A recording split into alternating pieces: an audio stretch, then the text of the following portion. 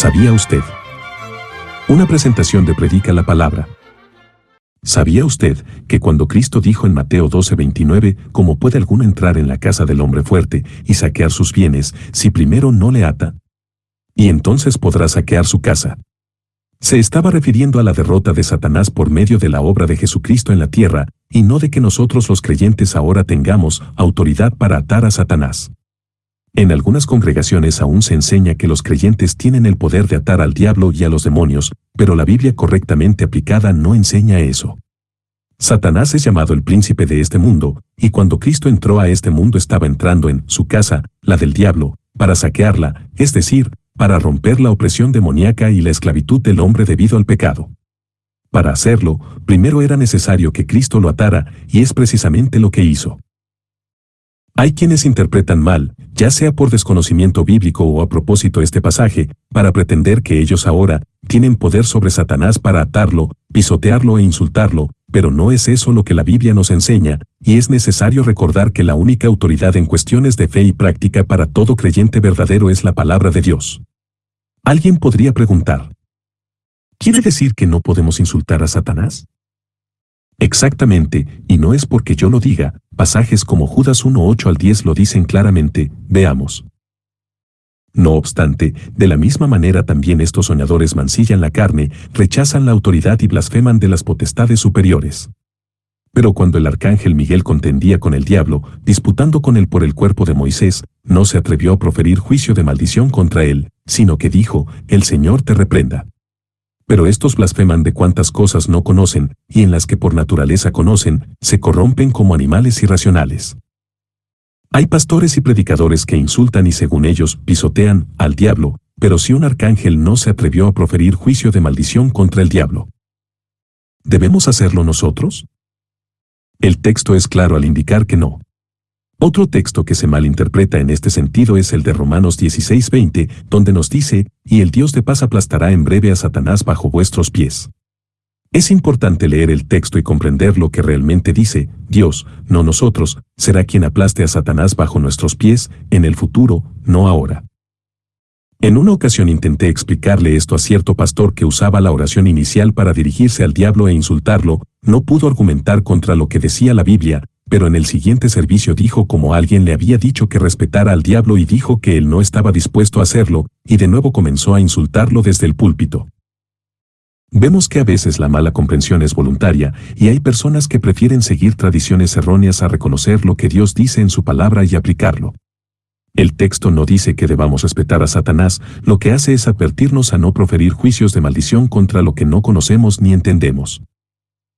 Pero volviendo al tema del hombre fuerte, para ser bíblico es necesario tomar en cuenta tanto el contexto inmediato del pasaje, versos anteriores y posteriores, como el contexto general, que es lo que nos dicen las Escrituras sobre el mismo tema en otros pasajes. Veamos primero el contexto inmediato. Este inicia en el verso 22, cuando es llevado a Jesús un endemoniado, ciego y mudo, el cual fue liberado en tal manera que el que había sido ciego y mudo, veía y hablaba.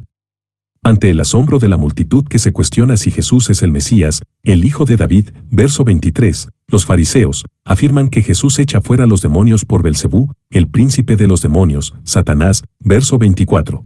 Esto lo discutían entre ellos, y no públicamente, pues en el verso siguiente se nos dice que Jesús, sabiendo los pensamientos de ellos, les dice, todo reino dividido contra sí mismo es asolado, y toda ciudad o casa dividida contra sí misma no permanecerá. En el verso 28, les aclara que si él, Jesús, por el Espíritu de Dios echa fuera a los demonios, esa era evidencia que el reino de Dios había llegado a ellos. Como vemos la afirmación siguiente en el verso 29, la que nos habla del hombre fuerte, viene como resultado de aclarar Cristo que él no tiene ninguna asociación con Satanás, al contrario, es quien ha venido a atarlo para entrar a su casa y saquearla. Después de esto procede a enseñar sobre la blasfemia contra el Espíritu Santo y enseñarles que atribuir la obra de Cristo por el poder del Espíritu a Satanás es el pecado imperdonable, pues nadie que crea que Jesucristo actúa bajo poder satánico podrá jamás reconocerlo como el único camino de salvación.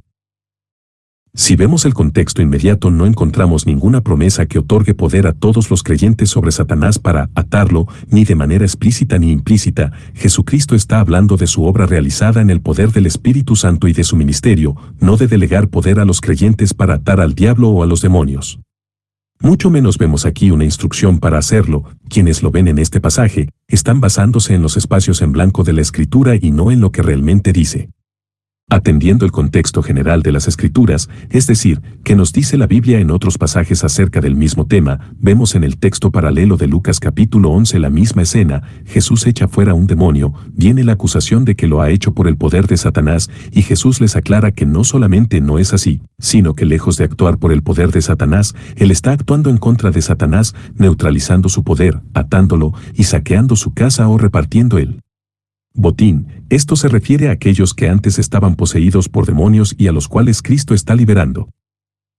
En el texto de Lucas, tanto como en el de Mateo, es claro quién es el hombre fuerte, Satanás. Pero Lucas nos deja aún más claro quién lo ata, el hombre más fuerte, es decir, Cristo mismo. Este pasaje no es una instrucción a atar a Satanás, ni está indicando ni explícita ni implícitamente que Cristo nos esté delegando el poder de hacerlo, pues como creyentes descansamos en la obra finalizada de Cristo en el Calvario, y no estamos en posición de ayudarle o completar lo que Él inició. Para quienes enseñan que en este pasaje hay una instrucción para atar a Satanás, la pregunta sería: ¿de qué sirve atarlo en cada culto? Pues, si debemos atarlo en cada servicio, quiere decir que inmediatamente vuelve a desatarse, y según ellos. Enseña el pasaje también, que son ataduras temporales que duran horas o minutos. Triste es decirlo, pero hay muchas congregaciones tanto en Estados Unidos y Canadá como en Latinoamérica y el resto del mundo, que sostienen esta doctrina errónea. ¿Se imaginan cuántas personas distintas, de distintas congregaciones, de distintos países están atando a Satanás cada domingo? ¿Es efectiva su atadura y su supuesto poder, si se desata tan pronto lo atan? Sería mucho más honesto y realista para ellos reconocer que están interpretando mal el pasaje y renunciar a una práctica que no es bíblica. El verso 22 nos dice que el hombre más fuerte vence a Satanás, le quita todas sus armas en que confiaba y reparte el botín. El diablo sigue activo. Sí, porque Dios en su soberana voluntad aún no permite. Cristo lo venció en la tentación en el desierto, vino a la tierra para deshacer las obras del maligno, 1 de Juan 3:8, y le vencerá finalmente cuando sea echado al lago de fuego, Apocalipsis 20:10. Toda la doctrina de atar demonios y a Satanás está basada en textos sacados de contexto, como lo hemos indicado antes. Mateo 18:18 al estudiar su contexto inmediato es claro que está refiriéndose a atar o desatar personas por medio de la disciplina eclesiástica.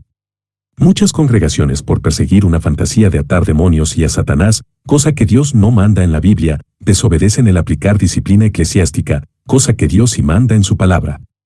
Mateo 16:19 se refiere a atar a las personas al reino de los cielos por medio de la predicación del Evangelio, por eso hace mención de las llaves del reino.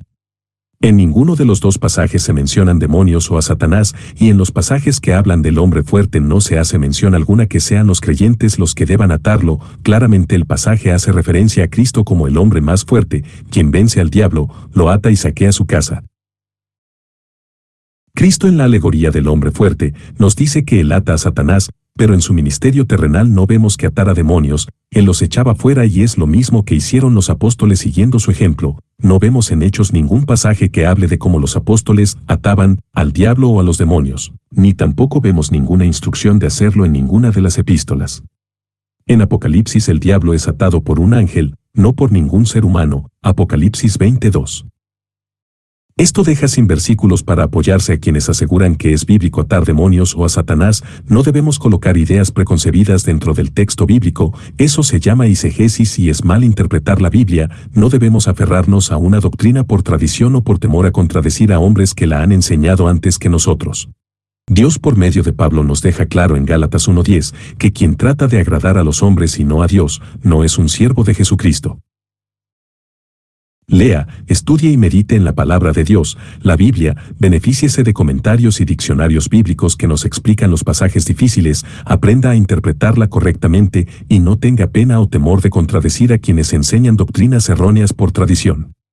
Dios nos manda a corregir con mansedumbre, siendo aptos para enseñar, por si acaso Dios les concede el arrepentimiento para creer la verdad y ser libres del lazo del diablo al cual están cautivos por voluntad de Él.